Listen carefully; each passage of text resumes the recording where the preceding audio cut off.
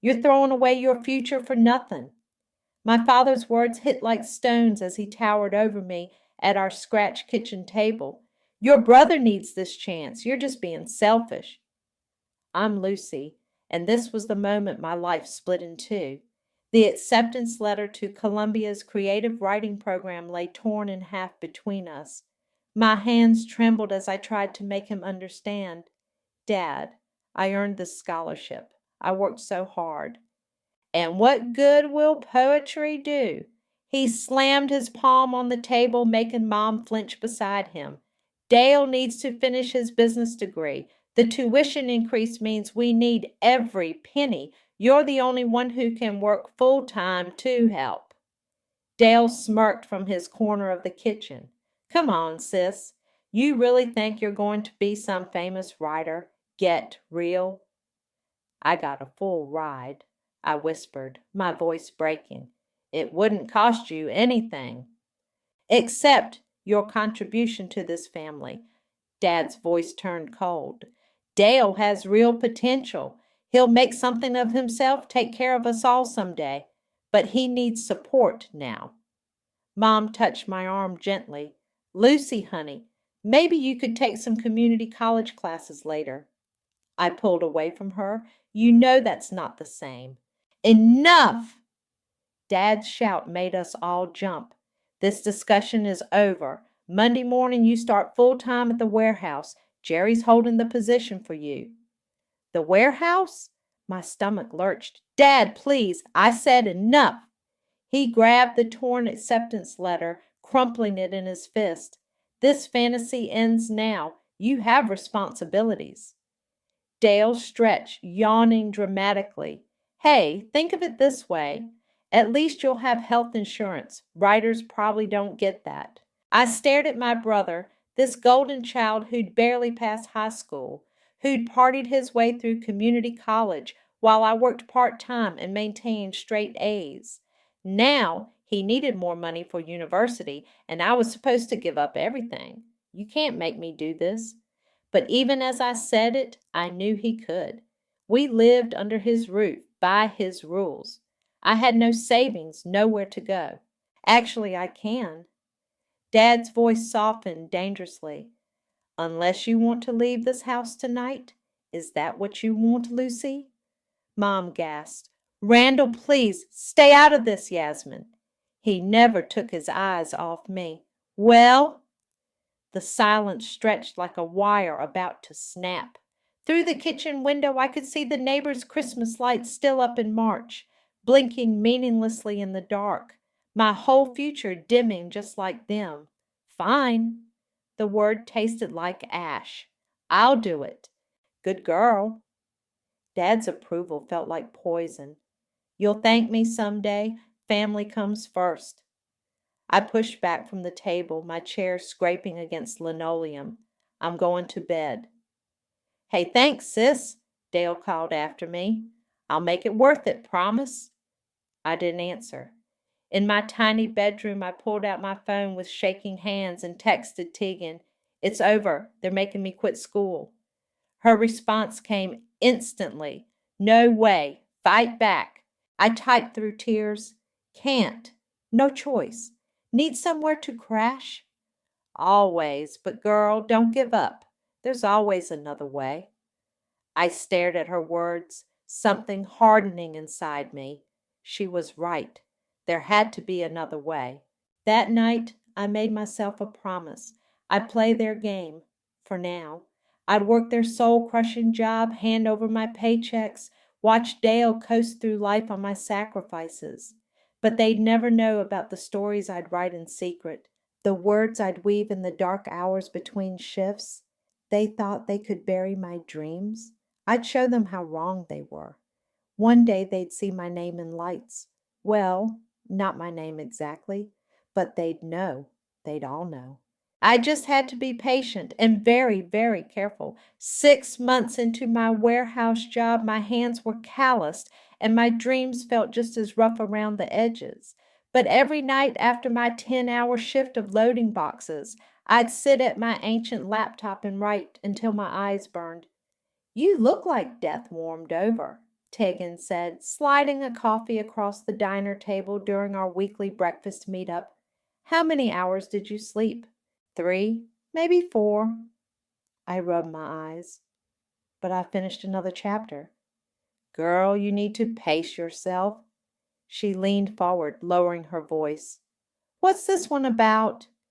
A woman who fakes her own death to escape her controlling family. I stirred my coffee absently. 2 on the nose? Tegan snorted. Just a bit.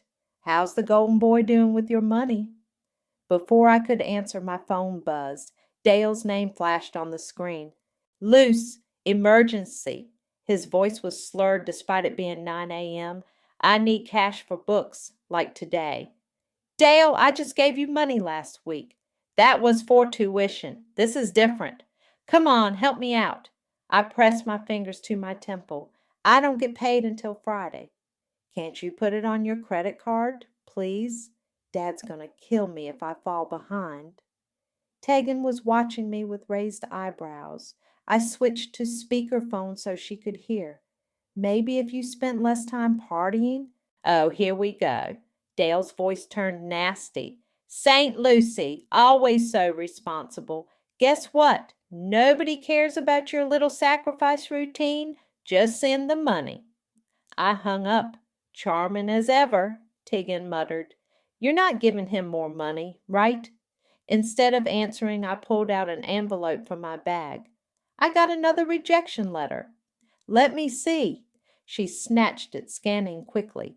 Wait, this isn't just a form letter. The editor actually wrote notes. I nodded, hope flickering despite everything. Bailey Elliott. She said my writing shows promise, but the story needs work. Lucy, this is huge. Most editors don't bother with personal feedback. My phone buzzed again.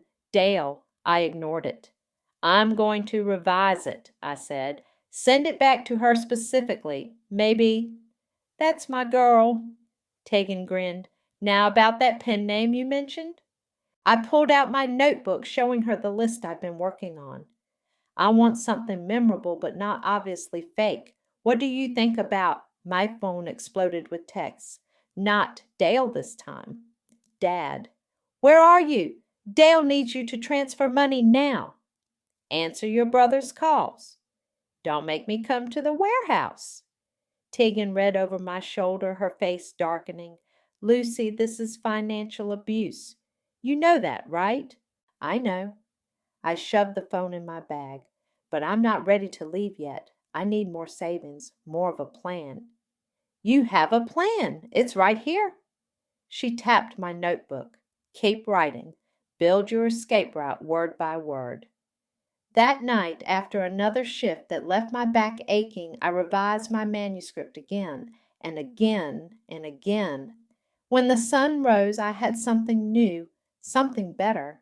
I created a new email account under my chosen pen name and crafted a careful query letter to Bailey Elliott. My finger hovered over the send button. My phone lit up with another angry text from Dad about my selfishness and not immediately helping Dale. Something snapped inside me. I hit send. 3 weeks later, I was loading trucks when my burner phone vibrated. The email preview made me drop the box I was holding. Dear Ms. Rivers, thank you for your revised submission. I would love to schedule a call to discuss representation. I had to sit down right there on the warehouse floor, my heart thundering. A passing co-worker asked if I was okay. Fine, I managed, just fine. But I wasn't fine. I was better than fine. I was on my way. That night I called the Tegan. She wants to talk to me. The editor actually wants to talk. Holy shit, Tegan squealed. When? Tomorrow during my lunch break. I paced my small room. What if this is it? What if this is my chance?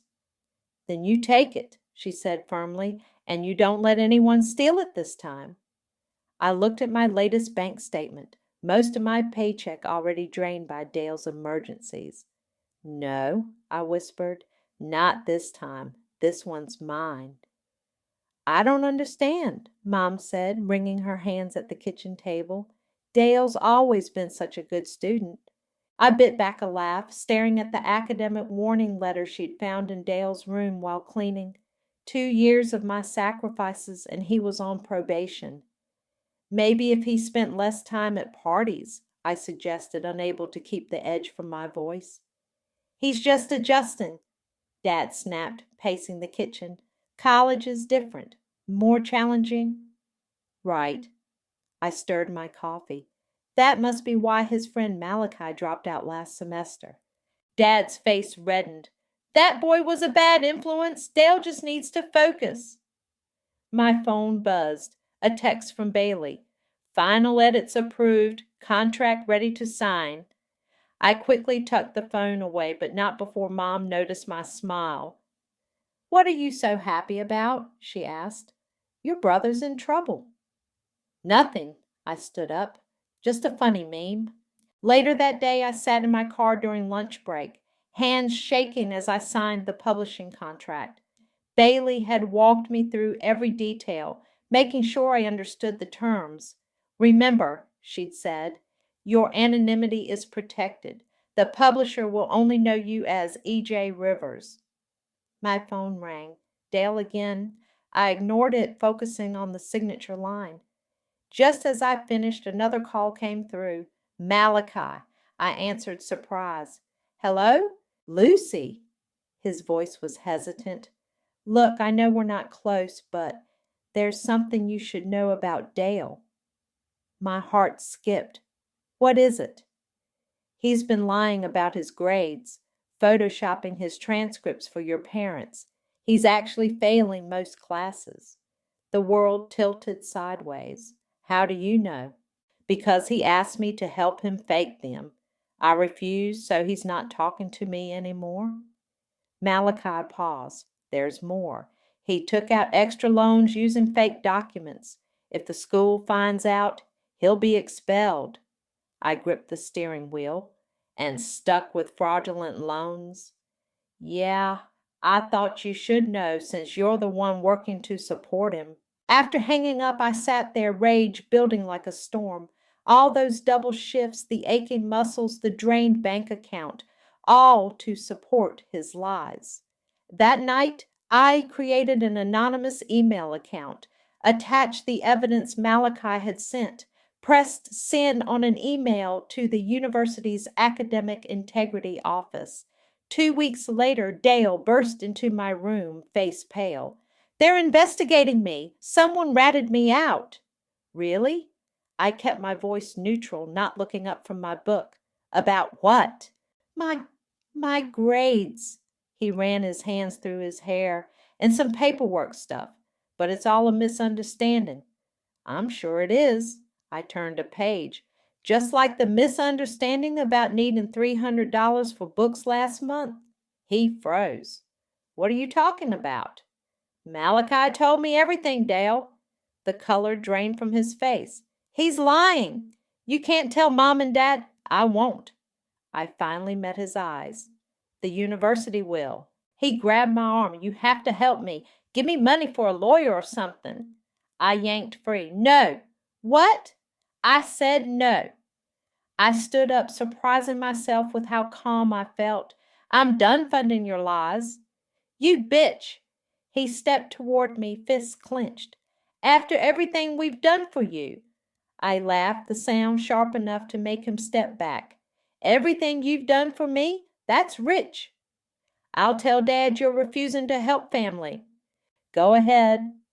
I opened my laptop, displaying my healthy savings account, the secret one, built from my first royalty check. I'm not afraid anymore. He stared at the screen, confusion replacing anger. How did you... Get out of my room, Dale. I turned back to my book, actually the final proof of my novel, hidden behind a fake cover, and close the door on your way out. After he left, I texted Tegan. It's happening. The house of cards is falling. She replied immediately. Good. Time for phase 2? I looked at my bank balance again, thought of the foreclosure notice I'd seen Dad trying to hide last week. Almost, I wrote back. Just need to wait for the perfect moment. And that moment was coming faster than any of them knew. Your book just hit the bestseller list. Bailey's voice crackled through my earbuds as I stacked boxes in the warehouse. Number 7 and climbing. We need to talk about your next move. I steadied myself against a shelf, dizzy with the news. Which list? New York Times. E.J. Rivers is officially a big deal. She paused. Lucy, you can't keep working in that warehouse. It's time to go public. Not yet. I glanced around, lowering my voice. My family still doesn't know. Speaking of family, Bailey's tone shifted. Have you seen the news about your brother? I pulled up the local paper's website. There it was. Local university expels 20 students in financial aid fraud investigation. Dale's name wasn't mentioned, but I knew he was one of them. Lucy, my supervisor's voice echoed across the warehouse. Phone away. These orders won't pack themselves. That night I came home to chaos. Dale was drunk on the couch, Mom crying in the kitchen, and Dad looking like he'd aged 10 years. Where have you been? Dad demanded. We've been trying to reach you. Working, like always. I set down my bag. What's wrong? Your brother's been expelled, Mom sobbed. There's been a terrible mistake. It's not a mistake. Dale slurred from the couch. I'm fucked. The loans, the grades, they know everything. Dad whirled on him. Watch your language. We'll fix this. Lucy, we need to borrow. No. The word came out before I could stop it. What did you say? I said no. I squared my shoulders. I'm not giving you any more money. The silence was deafening. Dad stepped toward me, his face thunderous. This isn't a request. Your brother needs what he needs is consequences. My voice was steady despite my racing heart. I'm done enabling him. How dare you? Dad raised his hand, but I didn't flinch. Hit me, I said quietly. Show everyone exactly who you are. His hand dropped. Behind him, Mom had stopped crying, watching us with wide eyes. My phone buzzed, another text from Bailey. Your interview with Publishers Weekly is set. We need a photo.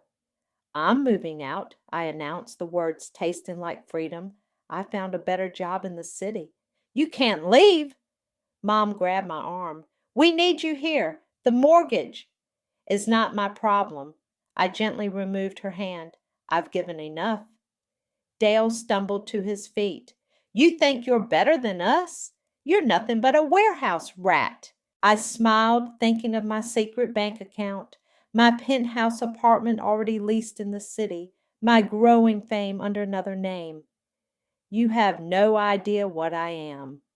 Later that night, I overheard Dad and Mom in their room.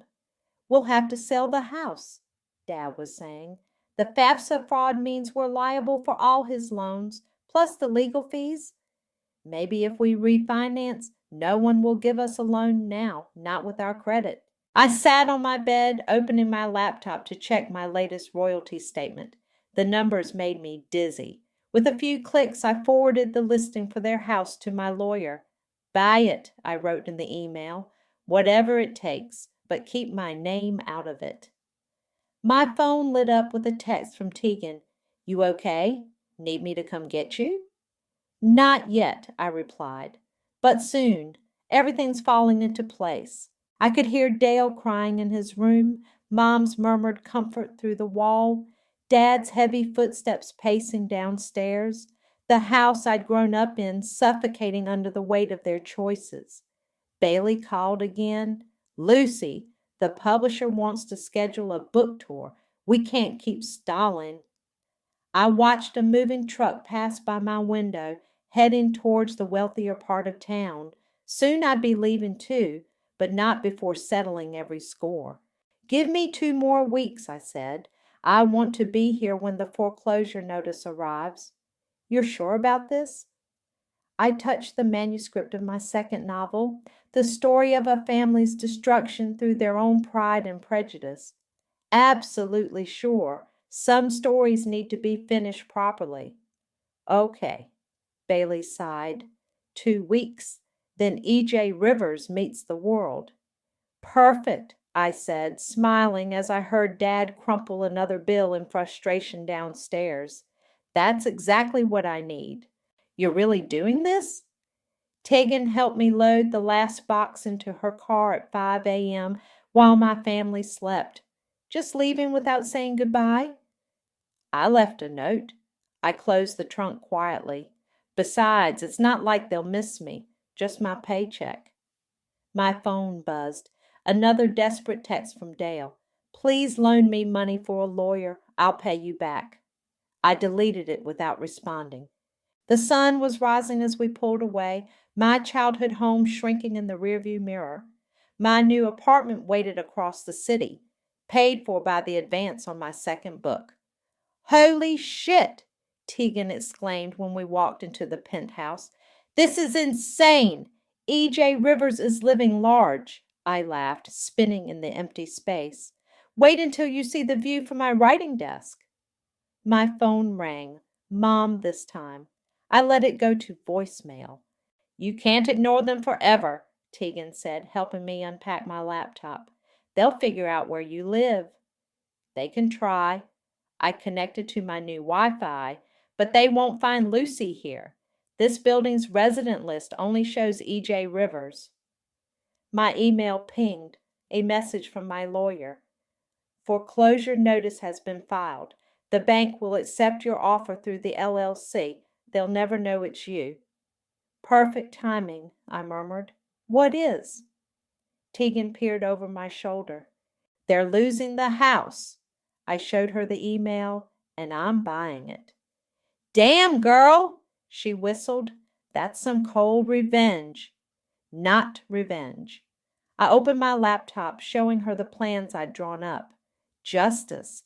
I'm turning it into a women's writing retreat, a place where girls like me won't have their dreams crushed. My phone buzzed again, Dad this time. Where are you? His text read. Your mother's worried sick. I typed back. Safe. Don't contact me again. Then I blocked their numbers. Tegan helped me arrange my new office, a space bigger than my old bedroom. My published book sat proudly on the shelf, E.J. Rivers emblazoned on the spine. When is the big reveal? She asked. Your face is going to be everywhere soon. After the foreclosure's final. I touched the book's cover. I want them to lose everything before they learn what I've become. My intercom buzzed. Bailey arriving with contracts for the book tour. Love the new place, she said, hugging me. Very best-selling author chic. Are you ready for this? I signed the papers, each signature feeling like another nail in my old life's coffin. More than ready. The tour starts in 3 weeks. Bailey spread out the schedule. Talk shows, bookstores, literary festivals. Once your photo goes public, they'll know. I nodded. That's the plan. My email pinged again. A message from Malachi. Dale's telling everyone you abandoned the family. Your dad's saying horrible things. Thought you should know. I forwarded it to my lawyer with a note. Keep all records of their statements. Might need them later. Lucy, Tegan said softly, reading over my shoulder. Are you sure you want to burn these bridges completely? I walked to the floor-to-ceiling windows looking out over the city. Somewhere across town, my family was probably sitting around their kitchen table, cursing my name, scrambling to save their house. They burned the bridges, I said. I'm just lighting up the sky so everyone can see what they did. Bailey cleared her throat. Speaking of lighting up, your second book's preliminary reviews are incredible. They're calling E.J. Rivers the voice of a generation. I smiled, thinking of the advanced copy sitting in my desk drawer. The dedication page read, To all the daughters told to dim their light, shine anyway. My phone lit up with a final message before the blocks took effect. Dale had found my new work email somehow. You think you're so smart running away? Wait until Dad finds you. You got responsibilities here. I deleted it, then turned to Bailey.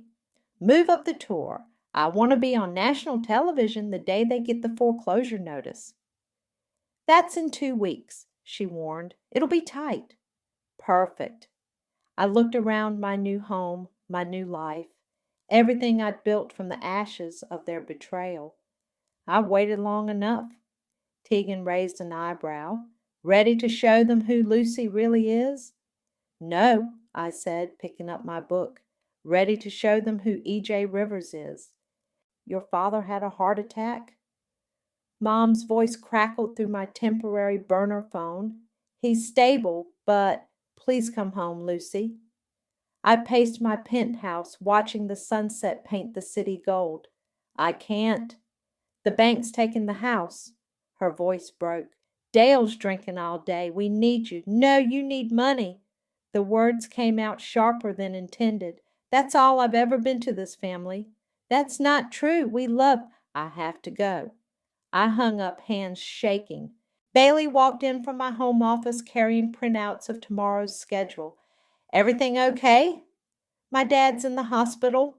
I set the phone down. Heart attack. Do you want to postpone the tour? I picked up the foreclosure notice my lawyer had sent over, the one my family would receive tomorrow. No, stay on schedule. Lucy, Bailey sat beside me. I know this is business, but it's okay to feel conflicted. A knock at the door saved me from responding. Tegan entered with a young woman I recognized from the writing retreat applications. Lucy, this is Nora. Tegan gestured to the nervous-looking girl, the one I told you about. Nora clutched a worn notebook to her chest. Thank you for meeting me, Miss Rivers. Lucy. Sorry, I'm still not used to the whole secret identity thing. I smiled, recognizing my younger self in her anxious energy. Tell me your story, Nora. My parents said writing's a waste of time. She opened her notebook. They want me to study accounting, but I have these stories inside me. Show me. As Nora read her work, my phone buzzed again. A text from an unknown number. Dale. Found your new email through that publisher website. Real cute, getting some fancy job. Meanwhile, Dad's in the hospital and Mom's falling apart. I hope you're proud of yourself. I blocked the number and turned back to Nora. Her words were raw, powerful, full of the same fire I'd once hidden. You'll be our first resident, I decided, once the retreat opens. Her eyes widened. Really? But how can I afford? Full scholarship. I handed her the application forms. The retreat's mission is helping voices like yours be heard. After she left, practically floating with joy, Bailey raised an eyebrow. You know that house isn't yours yet. It will be tomorrow. I showed her the bank's confirmation. My LLC's offer was the only one. My laptop chimed, an email from my lawyer. Final papers ready. The Rodriguez family has 30 days to vacate. Tegan read over my shoulder. 30 days until Christmas. That's cold, even for you. They'll have options. I pulled up the document I prepared. Mom gets an apartment fully paid for 2 years. Dale and Dad are on their own. Speaking of Dad, Bailey interjected, the Today Show wants to know if you'll discuss your family background in tomorrow's interview. I thought of him in that hospital bed, still believing his daughter was just a warehouse worker who'd abandoned them. Yes, I said, it's time to tell the whole story. Later that night, I couldn't sleep. I stood at my window watching the city lights blur through unexpected tears. My phone lit up. Mom again. The bank letter comes tomorrow, she said when I answered. Please help us fight this. I can't. Lucy, we're your family. Family? I laughed bitterly. Was it family when you watched Dad tear up my scholarship? When Dale mocked my dreams? When you all treated me like an ATM? Silence then. We were wrong. I see that now. Too late. I wiped my eyes. Way too late. What happened to my little girl who wrote stories at the kitchen table? She grew up. I touched the window, my reflection overlaying the city lights, and she learned to write her own ending. After hanging up, I opened my laptop and typed out an email to the retreat's contractor. Begin renovations January the 1st. Priority on the kitchen. Tear out that old table first. Tegan texted, "You okay?" "No," I replied honestly, "but I will be. Tomorrow, E.J. Rivers would greet the world. Tomorrow, my family would learn they were losing their home. Tomorrow, everything would change." I opened my second novel's manuscript, the story of a phoenix rising from family ashes, and began to write the final chapter. And we're here with breakout author E.J. Rivers, whose debut novel has taken the literary world by storm. The Today Show host beamed at me. "Tell us what inspired this story of family betrayal and redemption." I smiled into the camera, knowing my family would be watching. It's actually based on true events. My own family forced me to give up a full scholarship to support my brother's education. The host gasped appropriately. "How terrible! And now you're a best-selling author. What would you say to them if they're watching?" "I'd say," I paused for effect, "check your mail today." Across town, I knew the foreclosure notice was being delivered. My phone buzzed frantically throughout the car ride back to my penthouse, messages from unknown numbers as my family pieced together the truth. "You're E.J. Rivers?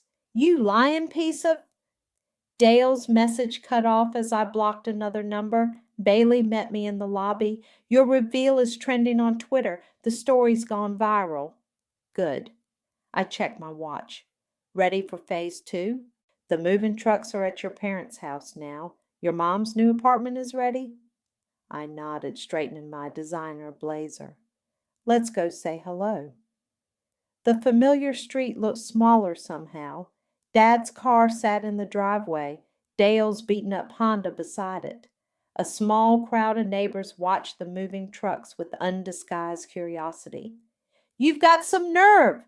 Dale stormed out the front door as I stepped from my car. "You're the one who bought the house." Technically, my company did. I walked past him toward the door. "Where's Dad?" "Right here." His voice was weak, but the anger in it was strong as ever. He stood in the doorway, one hand pressed to his chest. "Come to gloat?" "No." I held up the paperwork. "Come to deliver your eviction timeline personally." Mom appeared behind him, eyes red. "Lucy, please, we can talk about this."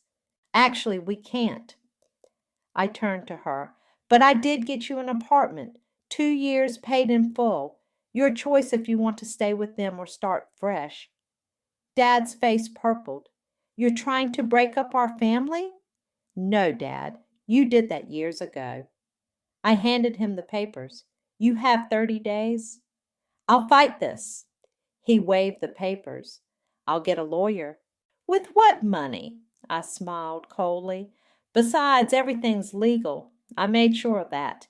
Learn from the best about using paperwork against people, right, Dale?" Dale lunged forward, but Tegan stepped between us.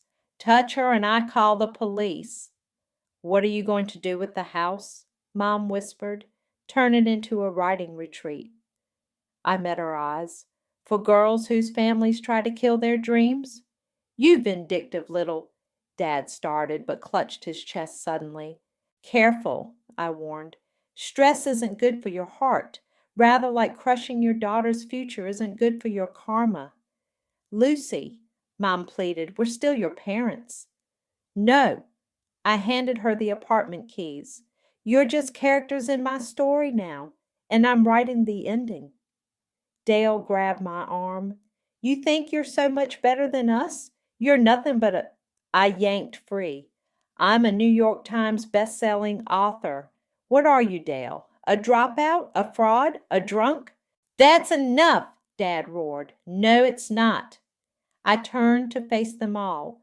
For years, I was never enough. My dreams weren't enough. My sacrifices weren't enough. Well, look at me now. I pulled out my phone, showing them my bank balance. Their eyes widened. That's more money than you'll see in your lifetime, Dale, and I earned every penny telling the story of how you all tried to destroy me. We're your family, Mom whispered again. Not anymore. I walked back to my car, then turned for one last look. 30 days. Don't make me send the sheriff. As we drove away, Tegan squeezed my hand. You okay? I watched the house shrink in the mirror, remembering all the nights I'd written in secret, dreaming of escape. I've never been better. My phone lit up. A message from Nora. Just saw you on TV. You're my hero. I smiled, thinking of all the other girls out there, hiding their notebooks, silencing their voices. Soon, I texted back, soon you'll all have a place to write your own stories. And that would be the sweetest revenge of all. The moving trucks pulled away, leaving my childhood home empty and echoing. I walked through each room, Tegan and Bailey beside me, touching walls that no longer held any power over me. The contractors start tomorrow, Bailey said, checking her tablet. The renovation should be done by spring. My phone buzzed, a text from Mom. I took the apartment.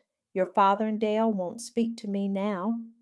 Good choice, I texted back, then turned to Tegan. Ready to see the new writing room? We climbed the stairs to my old bedroom. The space felt smaller than I remembered, but the window still caught the afternoon light perfectly. This is where I used to write, I said, touching the windowsill, hiding under blankets with a flashlight. And now it's going to be someone else's beginning, Tegan smiled. My phone rang, a number I didn't recognize. I almost declined it, but something made me answer.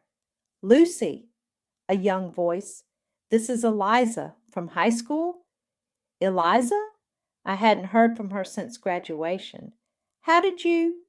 I saw you on TV. She paused. Remember when you helped me with my college essays? After my dad said girls didn't need university? Of course. I'm a professor now. Her voice cracked. And I have students just like us, girls whose families. I was wondering if your retreat might have space for them? I caught Bailey's eye, who was already nodding and making notes.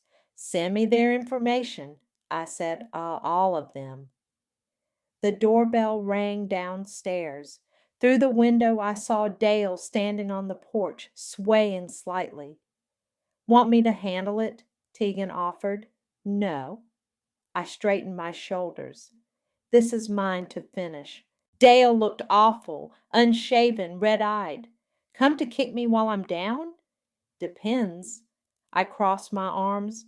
Are you here to apologize or beg? I'm here because, he ran a hand through his greasy hair, because you won, okay? You destroyed us. Happy now? No, Dale, I'm not happy.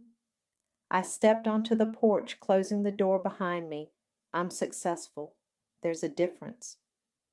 Dad's in the hospital again. He wouldn't meet my eyes. The stress. Stop. I held up a hand. His health isn't my responsibility. Neither are you. Then why'd you give Mom that apartment? Because she was as trapped as I was. She just took longer to realize it. He slumped against the railing. What am I supposed to do now? Get help, get sober, get a job. I pulled an envelope from my pocket. Or take this. What is it? Contact information for a rehab facility, fully paid for if you want it. I held up my hand as he reached for it. But it's a one-time offer. Take it or leave it. His hand shook as he took the envelope. Why would you help me? Because unlike you, I learned how to break cycles instead of perpetuating them. I opened the door to go back inside. Don't waste it. Back in the house, Bailey was on the phone with contractors while Tegan arranged furniture delivery schedules, normal, everyday tasks, building something extraordinary. Ms. Rivers, a small group had gathered at the end of the driveway. Young women with notebooks clutched to their chests. Nora stood at the front. We saw the news about the retreat opening. I walked out to meet them, remembering every rejection, every dismissal, every time someone had tried to silence my voice. Come in, I said, opening the gate. Let me show you where you'll be writing your stories. They followed me up the path past Dale, who stood frozen with his envelope, through the door that had once been my prison and was now my triumph. In my old room, Nora touched the window sill where I'd once hidden my dreams. It feels magical here. No, I said, watching the sun paint the walls gold. It feels like freedom. My phone lit up one last time, a message from the National Book Awards Committee, but for once I didn't rush to check it. I had something better to do. Okay, everyone. I pulled out my laptop, gesturing for them to gather round. Let's talk about your stories. Because in the end, that's what this was all about. Not revenge, not pain, but the power of finally being heard.